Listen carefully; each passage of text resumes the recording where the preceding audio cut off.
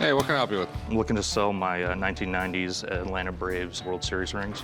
You a Braves fan? Tigers, actually. Poor guy. I also root for the Lions. So you know what it's like to lose. I decided to come down to the pawn shop today to try and sell my collection of 90s Atlanta Braves championship rings. They're all from the exact same staff member. I'm looking to sell them for upwards of $48,000. So, where did you get these? I would prefer not to say. I hate when people do that. I always want to know where things come from, but I can see why someone would be secretive about selling his World Series rings, especially if he still works for the team. Sorry. Okay, well, I gotta have some story. I bought them off the original owner. But they're all legit. And They're all legit. I have some paperwork if you want. Oh, okay. They're all staff rings, right? Correct. Championship rings are about as rare as sports memorabilia gets. The 90s Atlanta Braves are sellable because they dominated the entire decade. Do you know anything about the rings, or? I know that having the set is unique. It's not that uncommon, especially for staff rings. Because the guys on the staff aren't like the players who are traded every 3 years. There's guys that can work their 10, 15 years.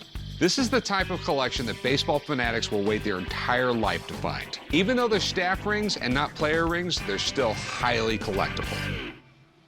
We have 1 World Series and 4 National League Championship rings. Okay. And they're all 10-carat Jostens. Jostens is a company that makes everything from high school and college class rings to Super Bowl rings.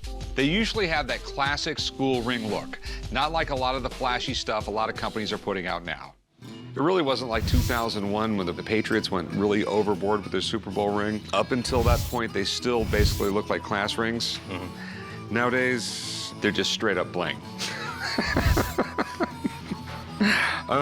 So how much are you looking to get out of these? I'm looking to get about $42,000 to $45,000.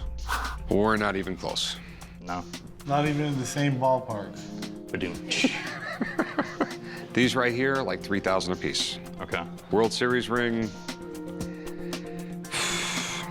8. You know, we're talking $20,000. I mean, you've seen the price of baseball memorabilia lately? Yeah, I have. These aren't exempt. So $20,000 total is everything that you can offer? Yes. Is there any way you could say get to like 30, 31,000? I'll go like 22,000 total.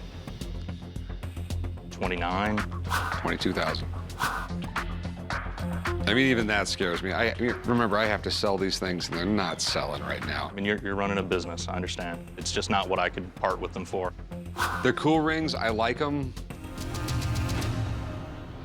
But for 29,000, I don't like them that much. I'm sorry, I just can't do it.